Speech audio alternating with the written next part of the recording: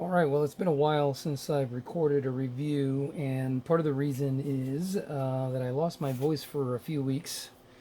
So here I am, back at it again. I've been actually wanting to record a review of the Warriorland Kydex holster, and unfortunately, because I lost my voice, I was unable to do that. So now that my voice is back, we can actually create one. I was going to type it up, but I figured this actually really needed a video review, so you could kind of really get an understanding of what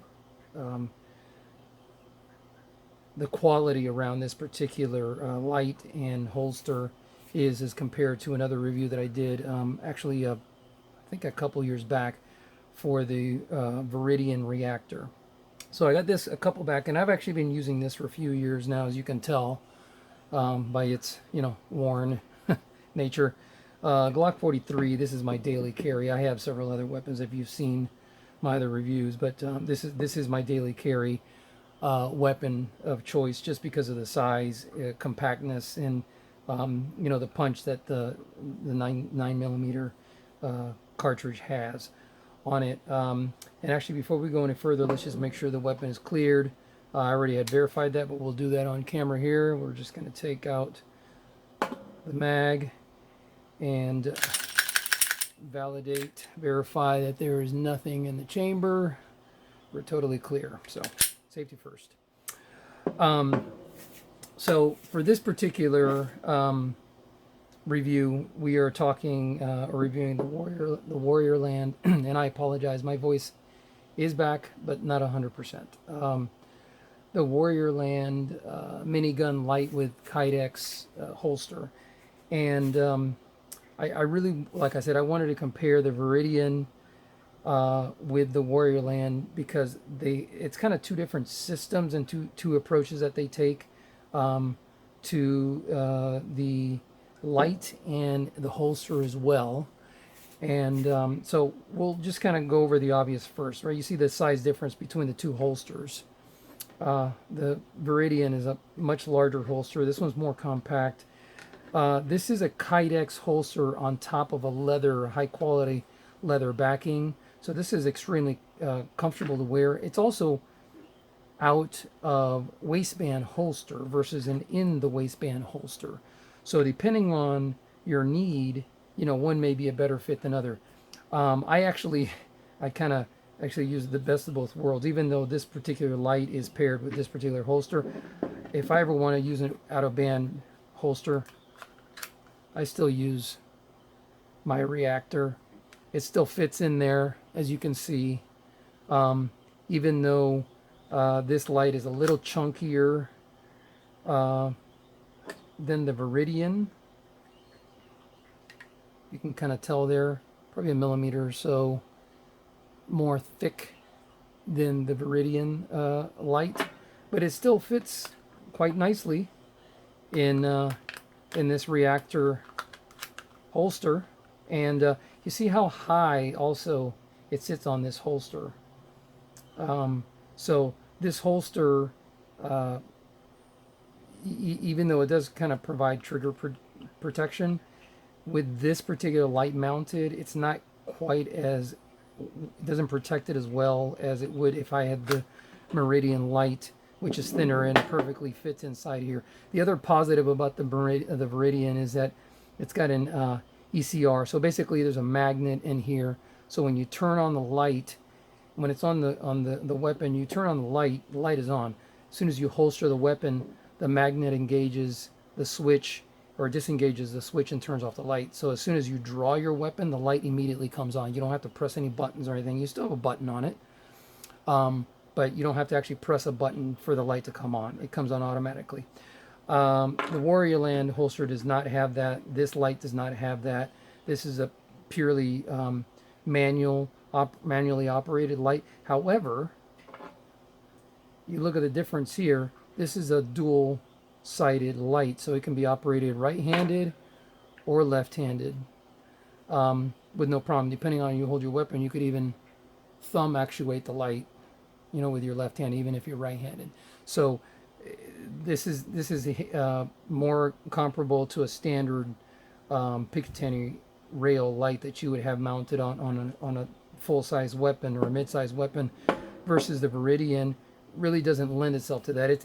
Its shtick really is that it's got an ECR, and as soon as you pop it out of the holster, it's going to come on automatically.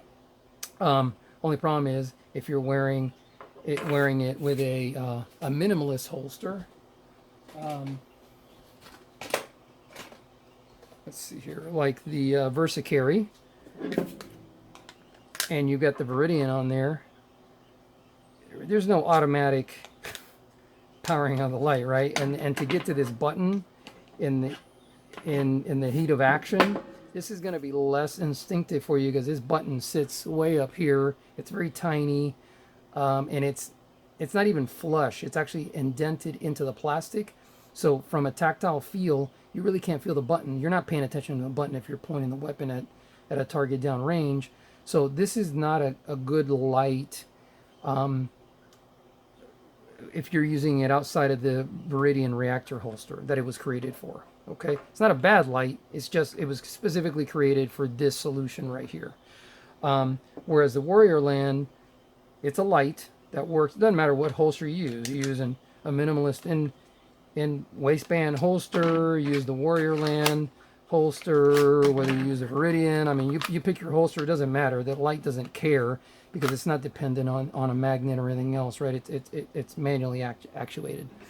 So for that reason, I would say this is a better option over the Viridian. That's my choice because I don't wear this daily. I'm usually wearing an in-band because, you know, it's concealed carry. I'm licensed for concealed carry. I'm not wearing it. The only time I wear this is if I'm wearing a suit jacket or a coat that can easily hide this. Otherwise, I'm wearing a minimalist holster, say by Versacarry, or the Warriorland Kydex holster that it comes with. All right, so those are the main differences between this. They actually use the same batteries. These are the CR2 batteries, I believe. And the other negative about the Viridian, you have to completely remove these 3 screws to get to the batteries, and then the kind of the guts move around and stuff. Versus this guy, you don't have. It's got screws for mounting, but you got one nice big bolt. So you would just unscrew that guy, pop in your batteries, you're good to go. Okay. Also, this guy is more of a battery miser than this guy.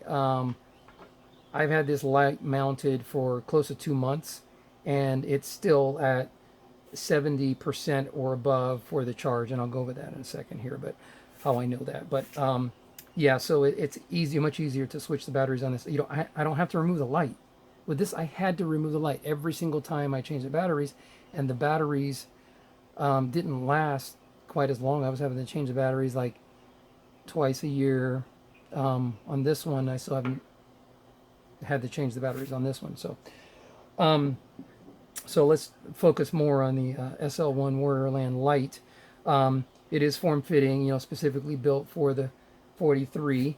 Glock 43. It is not built for a 43X. So if you have a 43X or something with a rail or a Moss, it will not fit. This is specific to the Glock 43.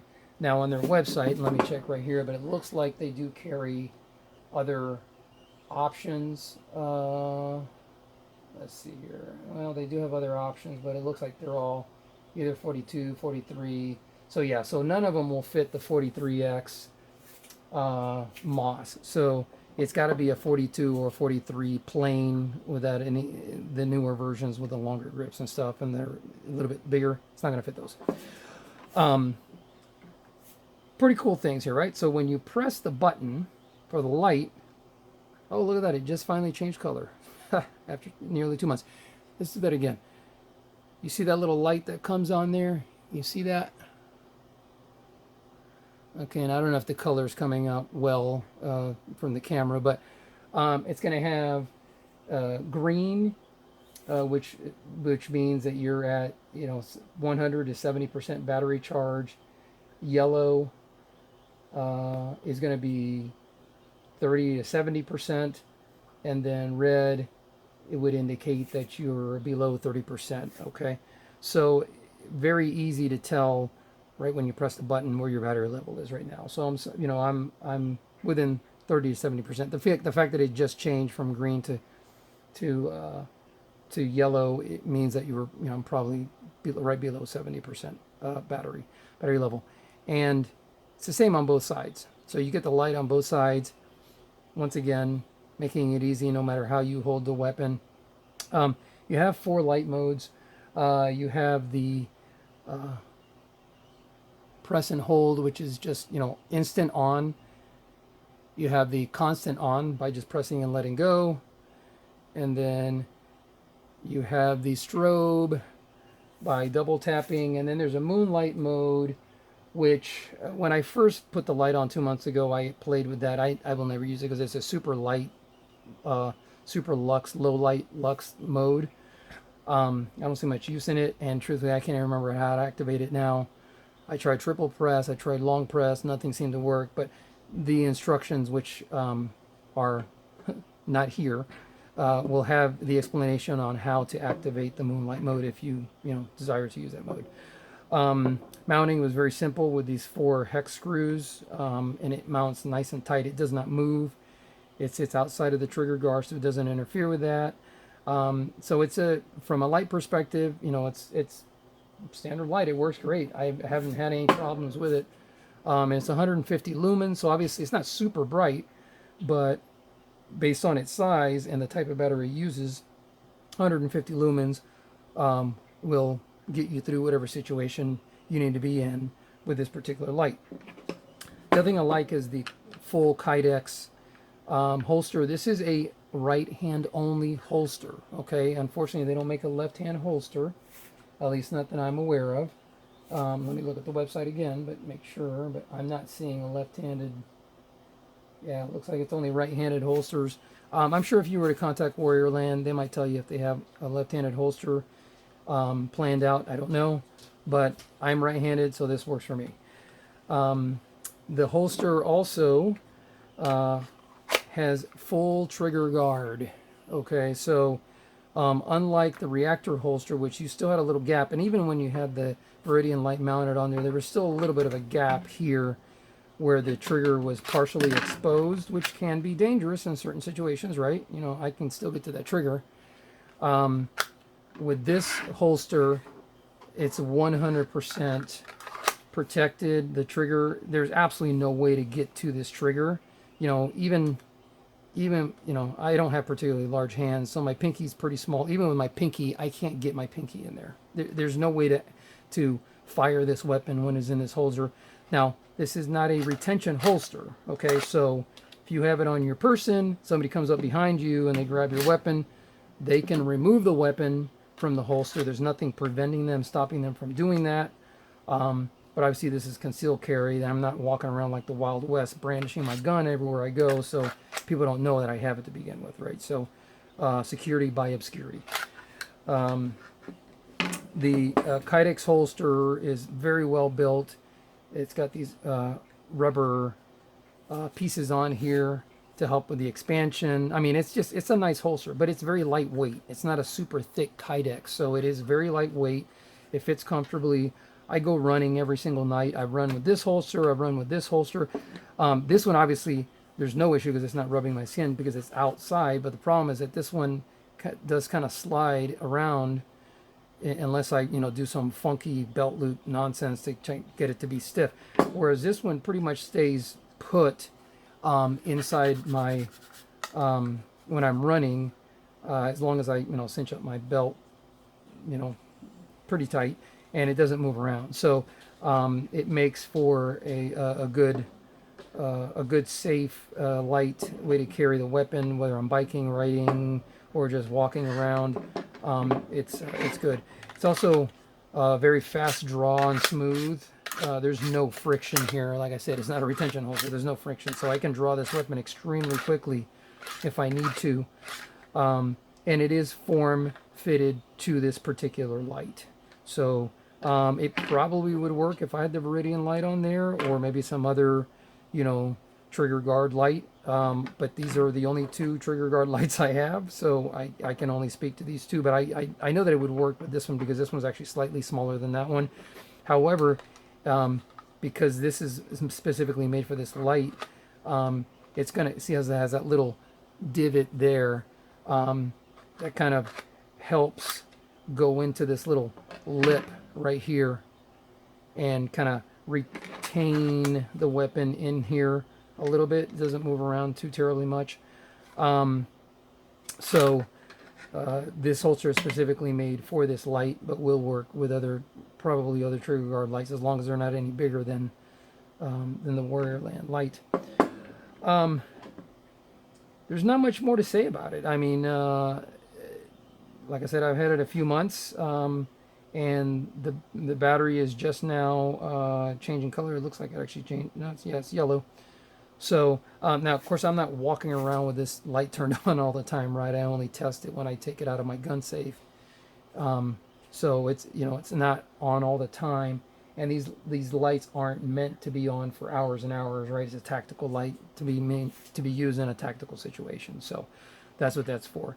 I've got an O light on my 19, which is a much thicker and heavier light. It's a rechargeable battery light, and it's much brighter, you know, but it's much larger light, and I've reviewed that one as well too, so you can go back and look at that review. But you know, this light is specifically designed for this type of compact, ultra hidden concealed carry type weapon, to give you the option to have a light on your weapon when you don't have a rail system on the weapon.